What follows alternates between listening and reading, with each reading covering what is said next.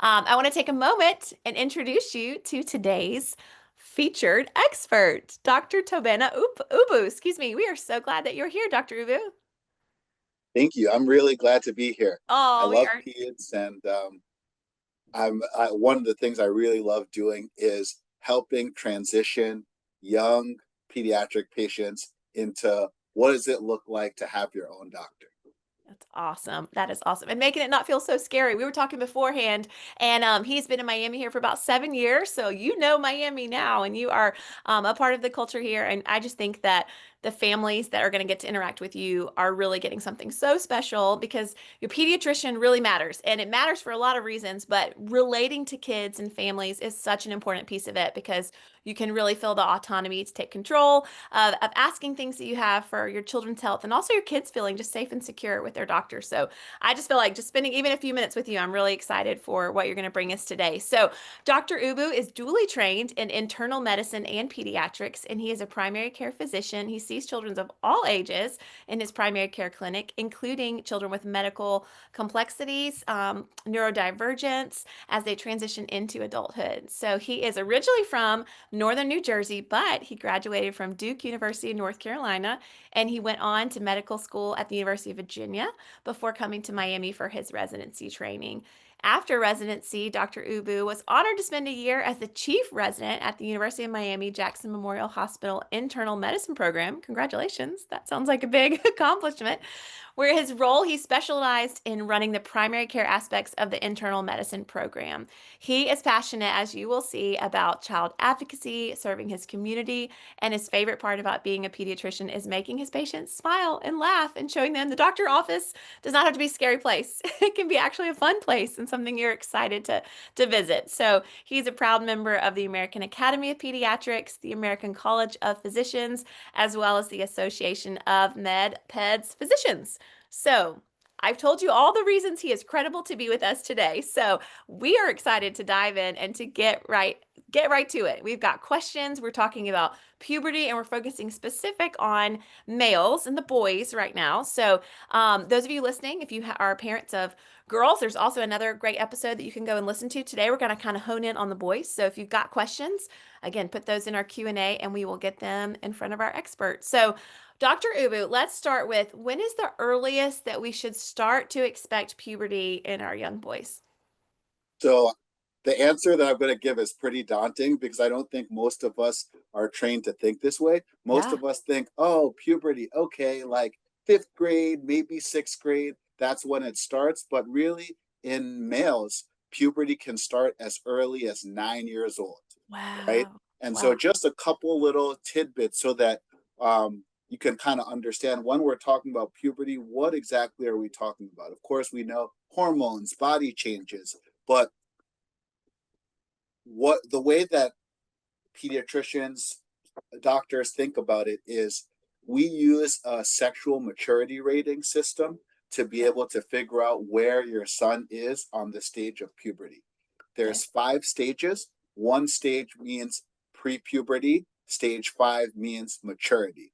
And Okay. so a lot of the things that we look at, of course, we ask about the growth and facial hair, body hair, but really development of the male sex organs is really kind of which shows us where we are on the spectrum.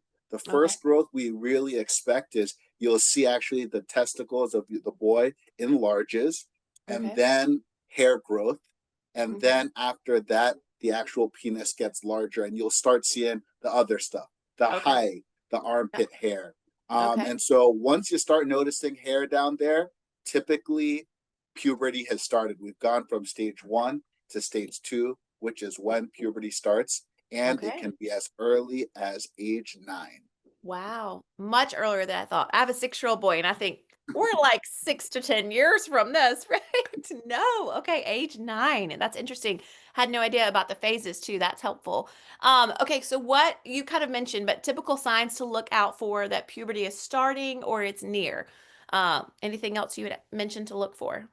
Yeah, I mean, really, I think it's a lot of us, a lot of parents are involved in the grooming of your child. So by the time you start noticing body odor and armpit hair, puberty is probably in full swing. Other Yeah. things you might notice is changes of voice, but really it's the hair below is one of Yep. the first signs that First. we've started to get there. Um, and there's many gentle ramps to be able to start broaching the conversation with your child in a way that's developmentally appropriate, because sure, puberty might start in some kids.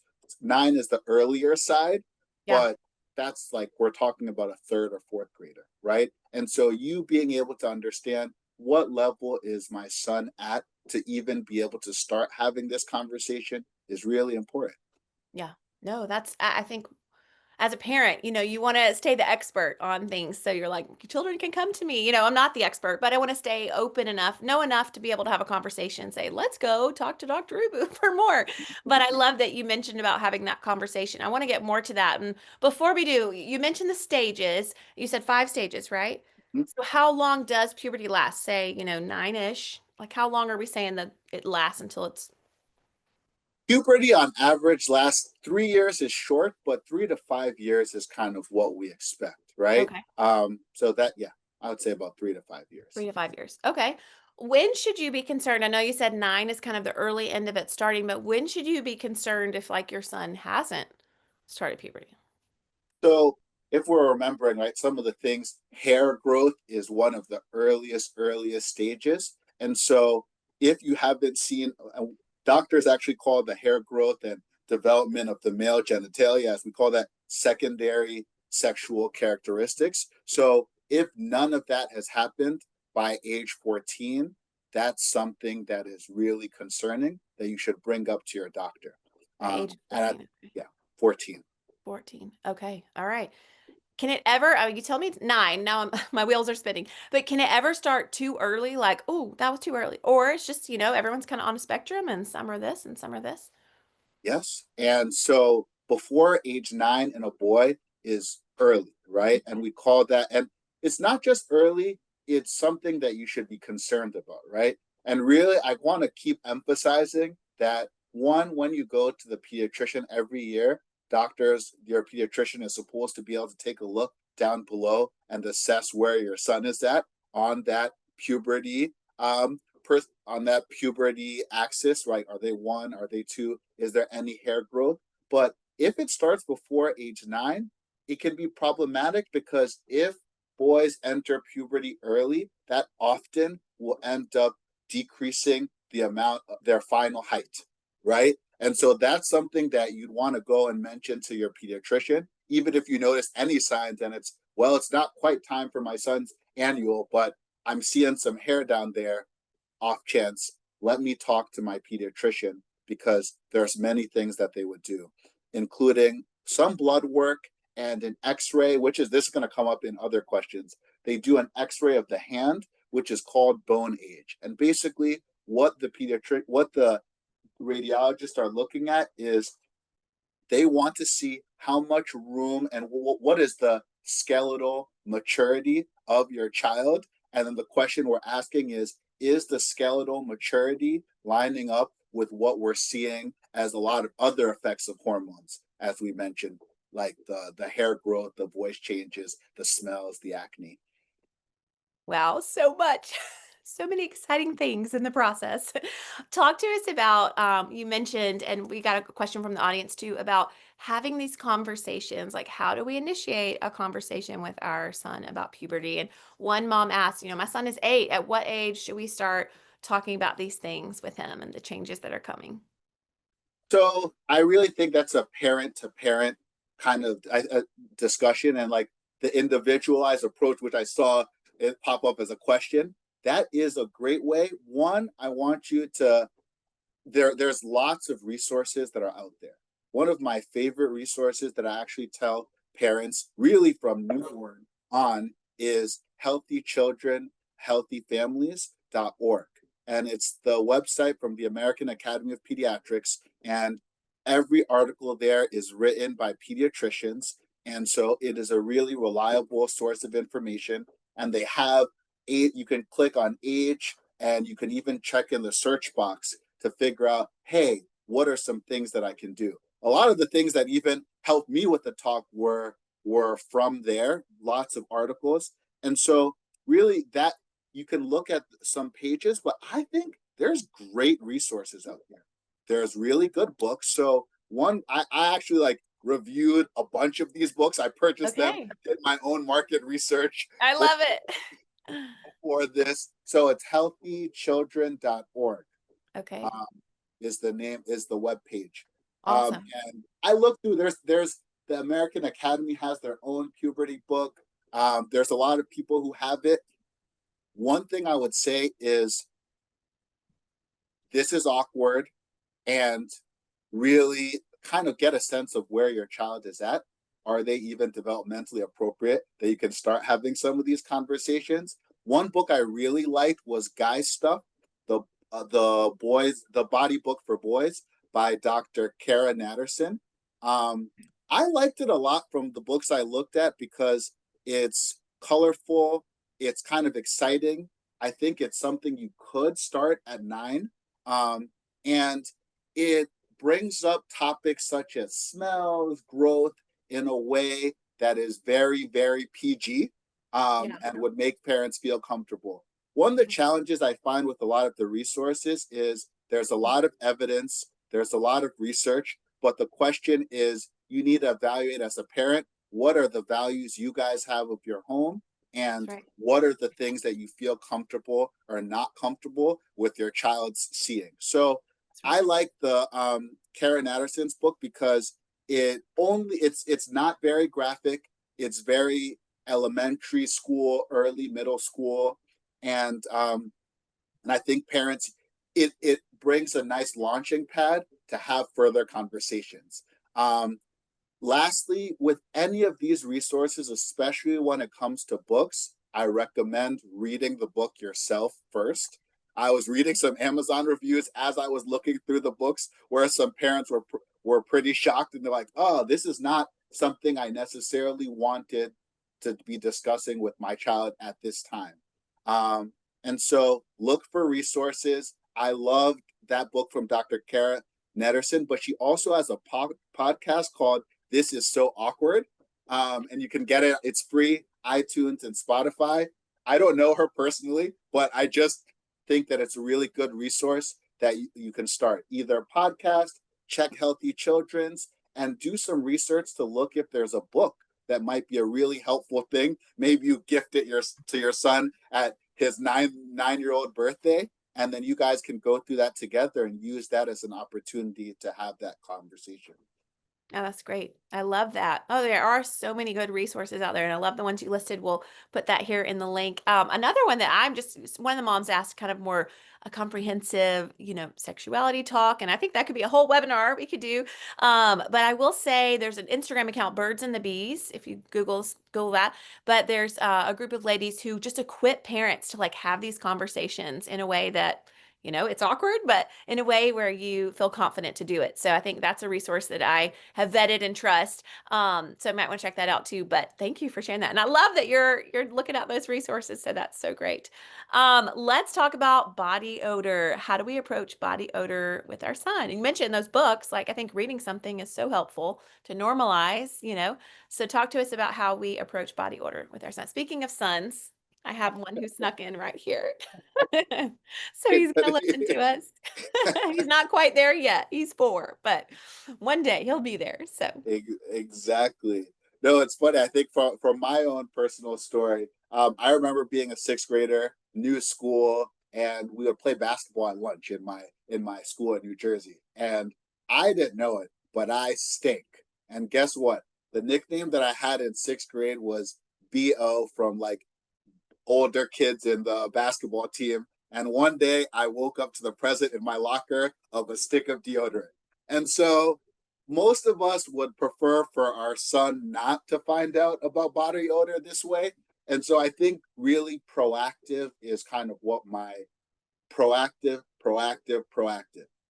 If you notice your son smell, that's this is the time to start the conversation help him and out. talk about him, you know, and before other people do. Yeah. Because if you don't, other people will. And Yeah. be it middle school already has a lot of challenges that age, Yeah. and Yeah. being teased for your body odor is probably something you'd hope to be able to spare your son if you can.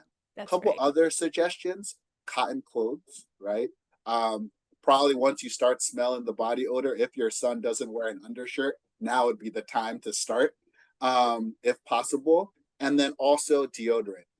There's some foods that can make it worse, like garlic, onion, and fish. So if you can try to cut back on some of that and see if there is some help with that. But I think really it's just being proactive. Once you smell it, talk about it and normalize it. This Yeah, is normal. It's that's a good. part of growing up. Adults wear deodorant and the body odor gets better.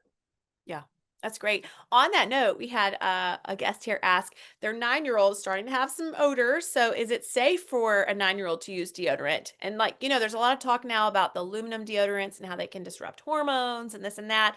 What do you suggest as, like, is there a deodorant that you suggest for kids who are kind of starting or? For me, no, because Yeah. really there's not a lot of evidence that, and there's not really any like studied randomized clinical trials that show that there's any connection between the what's used in deodorant and impacting hormones. And so I would say whatever works best for you guys is going to be fine, right? Yeah. You don't have to go for the top shelf for deodorant, Yeah. but whatever fits in line with your values and your priorities will work as long as it's some kind of deodorant. That's great. Just spare your child the nickname. Exactly. You don't want your child to be called You Via. don't want them to be a doctor sharing that. No, I'm teasing. I love it. It's great. All right. What about you mentioned this? I'm sorry to circle back on it, but we got a question. What age again does puberty stop? I know it's a little bit different for everybody. And then when puberty stops, the growing and the height stops, correct? Like they've completed. Well, slows down, right? And Okay. so just really imagine it's more along the lines of when does my son's puberty start, right? Yeah. Puberty can stop, we say 13, 14, 15, 16. It's a pretty wide range. I would Yeah. say it's probably better to just think about the fact that it should be usually 3 to 5 years. Yeah. But I would say by early high school, puberty is kind of done. Yeah. Okay. Okay. Helpful. Circling back about the conversations, this was a parent asked a unique situation of like when you have kids that are about the same age, they said they've got sons 15 and 13. What are the pros and cons of having these conversations one to one versus having them collectively? So honestly, the reason why I think it depends, right? Because 13 and 15 is a lot older. And I think that Mhm. what I'm hearing when I hear 13 to 15 is more I'm thinking about cognitive and things like sexuality and That's right. things like that, which is a little bit different of a conversation. Yeah. I think that the cons are that they're not at the same developmental level, right? And so the way that you would need to have that conversation would need to be tailored differently if you were having it both at the same time. So I think if you were thinking about having that conversation at the same time, earlier is better so you normalize in and should, right? There's no should in the sense, Yeah. right? This is you guys as parents trying to figure out what works best for your family. So there That's right. is no golden rule, silver bullet. There's That's good. you guys trying your best. And I think that really bringing up the conversation, I use middle school for me to kind of be my own pediatrician. This is when we need to start talking about this because Yeah. often at middle school, this is when peers start talking about this kind of stuff. Yeah. And You want to beat the so fears to it. Yeah. maybe when your older child is getting ready for middle school, start bringing up there are changes in your body and Yeah. maybe having a normalized discussion that this is not weird, it's normal, and please talk to me because, or whoever parents are in your life, because we all grew up too. Yeah. Um, That's that's great. what I would recommend. That's great. That's great.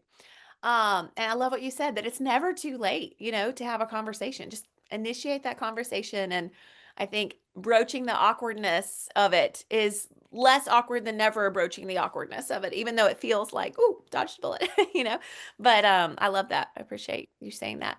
All right. There's a question that this listener, their son is 12 years old, but his bone age is coming out around 7. So can you predict at what age the puberty can begin, or it's hard to predict? You just kind of have to see how it goes. So that's a very interesting question, right? So a normal bone age usually is there's about a 2 year gap between Okay. your bone age and actually what's happening. Um, Honestly, by the time you get to bone age, that kind of question tends to be a better individual question for a pediatric endocrinologist. But this kind of jumps the gun for one of our questions that's later down the pike, which Great. is sometimes there's a condition which we colloquially in common conversation talk about it as late bloomers, right? There Mhm. is a medical term for that, and it's Okay. called constitutional growth delay, right? Okay. And what does that mean? In the case that your son is chronologically this age, but his bone age is younger, this is a person who they will catch up, right? But their growth is just taking a little bit more time. Often this happens in families, so it's usually not just, oh, this is the only person. It's like, well, my dad and my brothers were all late bloomers, right? And it's normal. And these children, even if their growth age takes a little bit longer to catch up, they will catch up and they will grow normally, right? But whenever you have concerns about this is for sure a question for your pediatrician. And if you're already at the stage where bone ages have been done, the likelihood that a pediatric hormone specialist or an endocrinologist needs to be involved is pretty high. Okay. All right. That's helpful. All right. Here's a question. Is it true that when a child's puberty comes later, that they have more chances of growing taller? Is there any correlation to? Not really, no. Yeah. The You're short like, answer oh. is no. I love this height question because in full disclosure, so you can't see from the Zoom, but I'm about 6'2", and in Oh high wow. school and middle school, everything for me was centered around basketball, aspiring to be an NBA player, hoping that NBA. I would be, 6'7". So the Yeah. only thing that I wanted to hear from my pediatrician every year was, how tall am I going to be? You Yeah. know, Yeah. um, and so there's outliers, right? I'm kind of jumping ahead because I know this question is coming down, which is generally speaking, when at sexual maturity rate stage 4, which is when your son should have armpit hair, probably some acne, Yeah. probably should be smelly, and Yeah. then his sexual organ should be very more developed. That is Yeah. where peak height velocity happens. And Okay. so we tend to expect that at that peak stage that your son will be growing about 4 inches a year. And honestly, it's funny that that's what the literature shows because that's my life story. 12, I was 5'4". Wow. 13, I was 5'8". Wow. 14, I was about 5'11", 6 foot. And that was Wow. kind of like You're the like, the here we bulk go. of my growth, And so the reason why I say that, kind of tying into the question, is because how do we figure out where you end up final growth? There's a calculation that doctors use called mid-parental growth height, which takes Okay. dad's height versus mom's height, and then does some addition to be able to figure out plus or minus what height your son will end up. And usually, most kids fall within 2 inches plus or minus that height. And Okay. so that's a thing that you'll find out from your pediatrician who has been tracking your son's height every year. Yeah. Whether or not he's going to grow out, punch that, it happens, Yeah. but late start of growth doesn't necessarily predict that will happen. Got it. Okay. Wow. Yeah. So much goes into that I didn't realize. That's why you are the experts. So we're so glad that you're here to answer these questions. We are getting lots of audience questions. I love it. And I'm going to throw in some others as well. But you mentioned this on that last one about acne. How should we approach? What do we do about our son's acne when acne starts to be a thing? So, I mean, one is it's normalizing it. It's normal. It's not fun. Some people have anecdotally noticed changes between what they eat and acne. The science behind that is not strong. Okay. My own pediatric advice usually is, listen, even if evidence doesn't back it 100%, if you guys see that it's working for you, Great. do it, Yeah. right?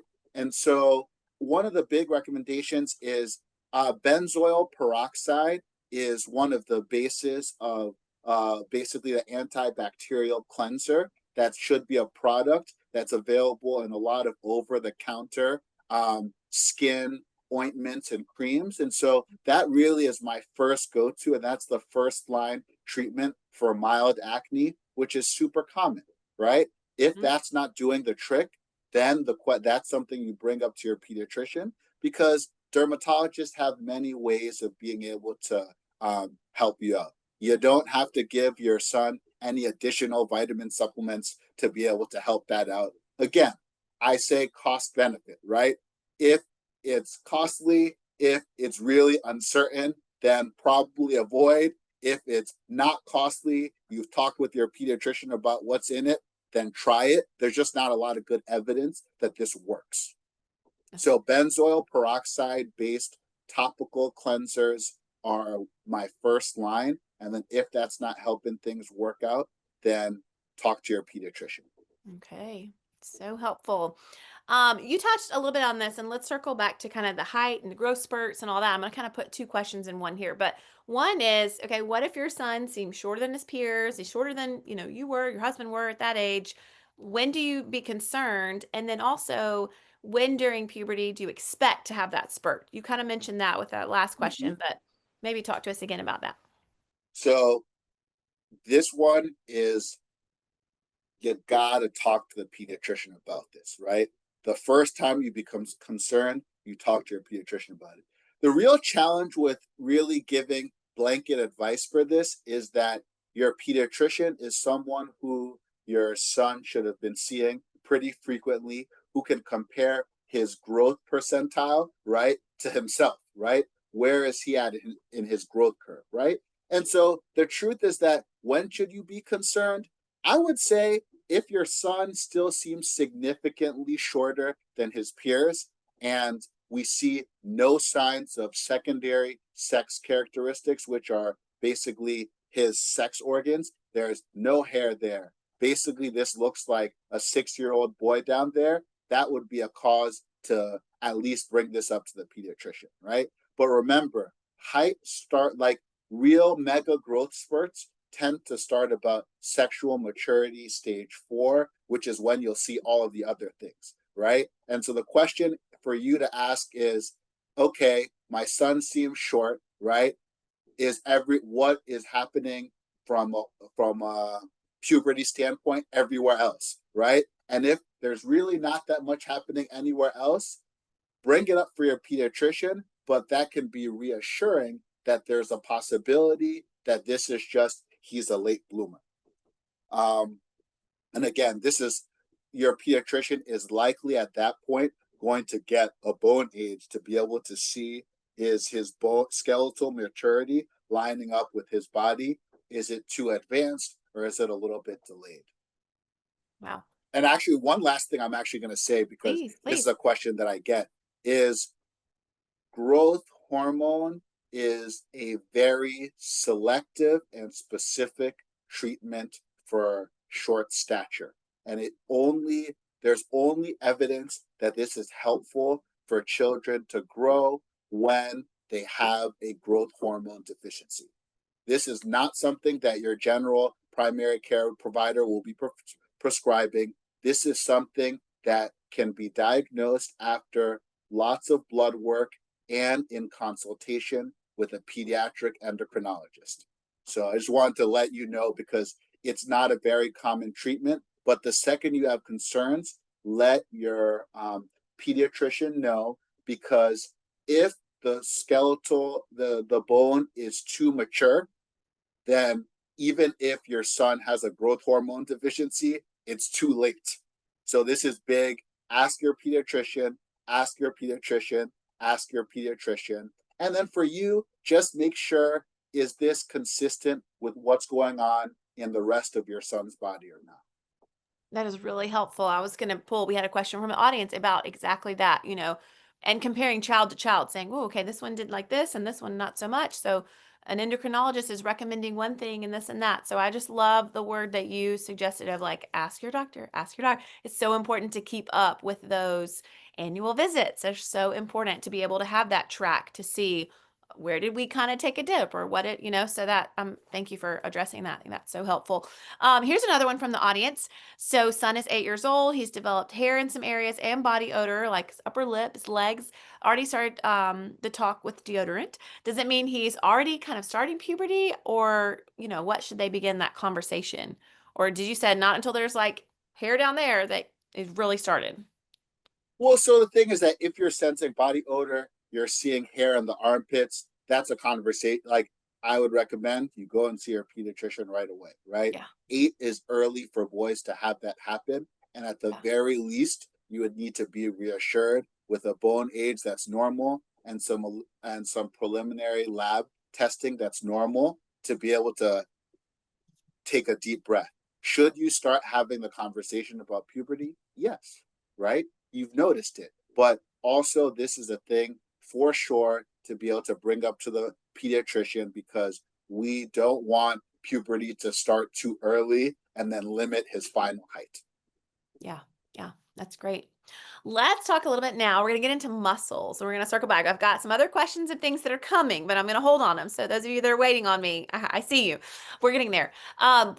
Here's one question. All of a sudden has become self-conscious about taking off the shirt when they go to the beach or the pool. The bodies are changing. So what should you do? And then also just about how to put on muscle for a boy at that age. What's a good way to do that? So this is a kind of funny question, because often what's going on here is a phenomena that's pretty normal in boys. So it happens in about 3 out of every 4 boys will actually develop what doctors call gynecomastia, right? Which Okay. is basically when boys end up with some breast tissue. It happens during puberty because the male puberty hormone testosterone, there's so much of it circulating that some of it gets turned into estrogen, which causes boys to have what appears like breast development. It's normal. 75% of boys, this happens. In obese, overweight boys, this happens at a higher frequency, and it goes away in about 1 to 2 years, right? I would say so one is be very open and candid with your son. What's going on there? Maybe you could even bring it up like, hey, sometimes boys actually have chests that look like what you would expect a female chest to look like. And that is super normal. It happens to most of us, and it goes away over time. If you notice this persisting for more than 2 years, that's another conversation to have with the doctor, and let him know.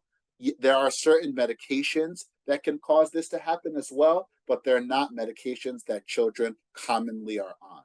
And my last plug for this is, honestly, it's something that I see pretty frequently in primary care, which is at some school age point, you know, many people don't see the pediatrician.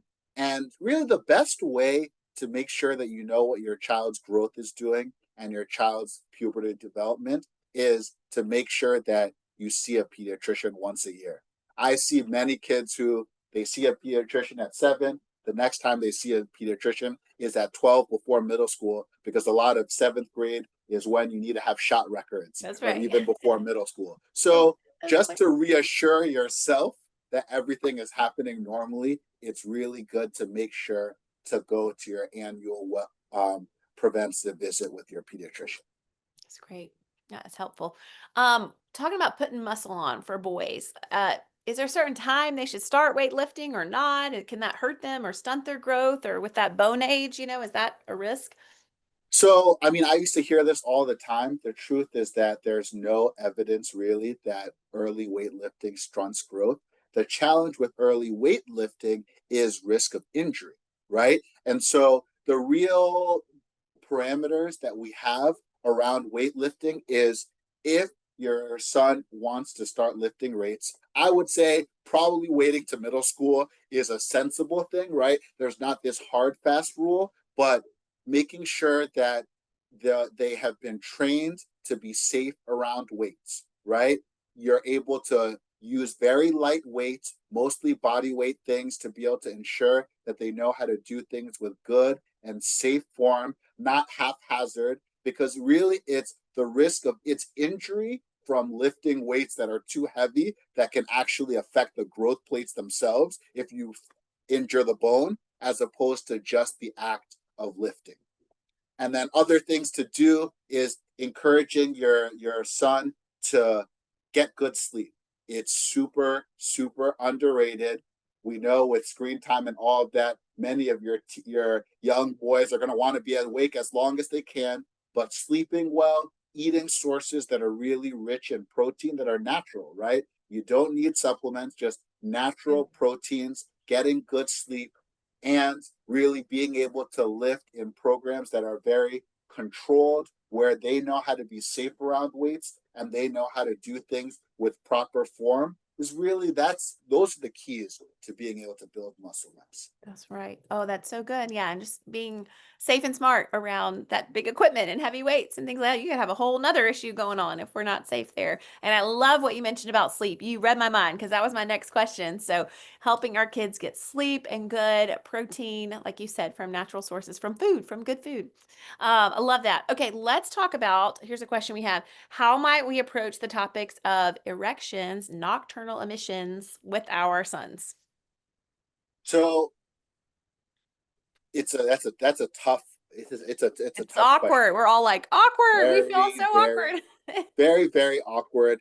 And so again, this is one where I'd really point us to resources, because the nice thing about the resources, I love that book that I mentioned because it kind of has like pictures of kids who are of boys who are like, they're looking bashful. And so resources, and let your son know that some of these things can be embarrassing, they can feel embarrassing, and it's normal, and it just means that his body is growing, right?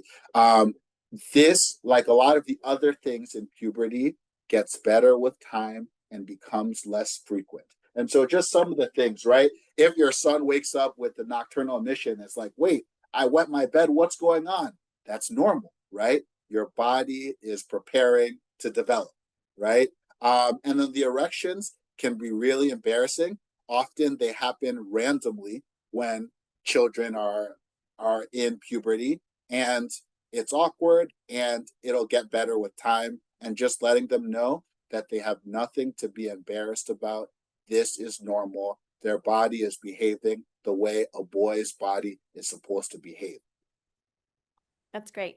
I think to your point too with the resources, it's got to be a little bit helpful to make just having the conversations a little less awkward because it's almost like a third party is with you, like we're looking at the book. I'm not staring you in the eyes and saying having these conversations. It makes it feel a little okay. So that's great. We appreciate you sharing those resources. I do think that we could, I'm gonna make a plug because I think we could do a whole episode on just having these sort of conversations and resources for that and whatnot. So this is great and helpful. Thank you. All right. Talk about how, let's see, I'm looking at my questions here. I got still a few more and I'm watching our time. We got about 10-15 minutes, but what do we need to know about our son's developing brain? We don't talk about the brain. We think kind of like the obvious physical things, but also their brains are really growing during puberty. So what kind of things do we need to know about their developing brains? So I think one of the things we have to think about is late primary to early middle school. Your most boys are concrete and not very abstract thinkers, right? And so thinking about, I'm sure parents have already run into these issues where you say something, but you are not specific enough and it doesn't happen, right? And so I That's right. think that this is normal, right? And so for parents, the idea is try to be very explicit when you're explaining to them how to do things, right? And understand a couple of things are going to be normal, right? At this age of cognitive development, their peer group, spending time with their friends, is going to be really important for them, right? And so, some of the things that you guys as parents can do, and again, everything that I say, even in this talk, is within the context of you guys care about your child, you're Right. doing the best that you can, and That's great. find a way that works for you, your family, and how things are. Because there's a lot of advice that's out there that puts more pressure on parents, making you feel I'm not doing enough. No, Right. you're doing the best that you can for your child with what you have. And so keep that in mind with everything that you hear in this talk. Some of the things are trying to get to know your your um, your son's friends, trying to get to know their parents if that's possible, making Yeah. sure that at least you know the environment in which they are at. But truly, that's part of their development. That's normal. They might go against some of the things you say, and unfortunately, that's normal as they're trying Mhm. to figure out their way in the world. And so, I Yeah. think continuing to make sure that you're a safe person for your children, that you're able to have conversations with them, that you have rules, but you start giving them very small graduated autonomy.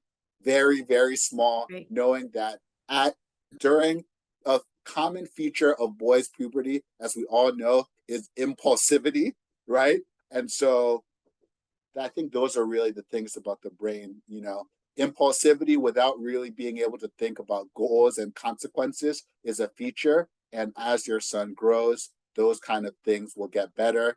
Granted, most male brains don't reach their final maturity until age 26. So keep We've that got in a mind. ways to go. I'm like, we've got a long ways to go. I keep having some sneakers in here. So I'm sorry about that. But here, this is real life. Talk to us about, and then I'm going to wrap us up with a few questions I've been holding because it's kind of a one topic we're going to deal with before we go.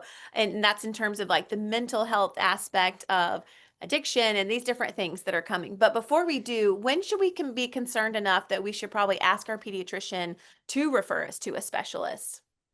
So I really like this because that question gives us a nice little kind of wrap up, right? So if your son hasn't started puberty from any stages, right, by about age 13 or 14, that would be a reason. If the breast development hasn't resolved in 2 years, that would be a reason. If the acne is present and it's severe, you've tried stuff, it's not working, that would be a reason to ask your pediatrician to refer you to a specialist. And then finally, like mostly a dermatologist. And then if you started noticing signs in puberty in your son before age 9, that would be a reason to have a conversation. One thing I'm just going to make a plug for in mental health is, of course, we associate development with moodiness, right? Which, female growing adolescent boys and girls can have that. And the truth is, I want just parents to know that pediatric depression, I'm not a mental health expert by any means, but in primary care, it actually is common that primary care doctors know how to have conversations about initiating antidepressants and things like that in children. And reason why I say that is because persistent irritability is actually a symptom that could be consistent with pediatric slash adolescent depression. So it might not simply just be that your child is sad. It could be increased irritability. And that is something that I would bring up with your pediatrician when you see them. That's so helpful. Thank you. I am so sorry. I have had a child who is sneaking in, so I'm just gonna roll with it. So here we are, real life. Okay, talking about protein shakes. Someone asked things like muscle milk. Is that good or bad, or are there different ones that are better, or still just natural? For me, muscle milk just has a lot of protein, to be honest, right? And so, in terms of the actual ingredients in muscle milk, there's nothing in there that is particularly harmful to your growing child, right? The supplements that I like, there's a lot of things like over GNC and creatine and all of those kind of things. Those are things that I would generally avoid if possible in your growing teenager. And the question is why, right? The criteria for supplements to be approved is a lower bar than for pharmacologic like medicines and things to be approved, right? So the challenge is if you buy some of these supplements, honestly, this goes for adults as well, you can't be as confident that everything that you see listed in the ingredient is present in whatever you're taking in the proportion that's advertised as you could be if you get a pharmaceutical, even if it's an over-the-counter pharmaceutical that's been approved from the FDA. So I just want you to keep that in mind, right? Muscle milk is fairly benign, right? If you prefer a natural, that's fairly benign. Always, it's something to talk to your pediatrician about. I can't tell you how many times I have patients who sit in my room and there's a lot of supplements I'm not familiar with. And you know what I do? We look it up together. We look at the ingredients. I look and see which ones are associated with harms, and that's kind of how I counsel. The last thing, actually, this kind of goes back to us talking about weightlifting. Overdoing it can be dangerous for your child, right?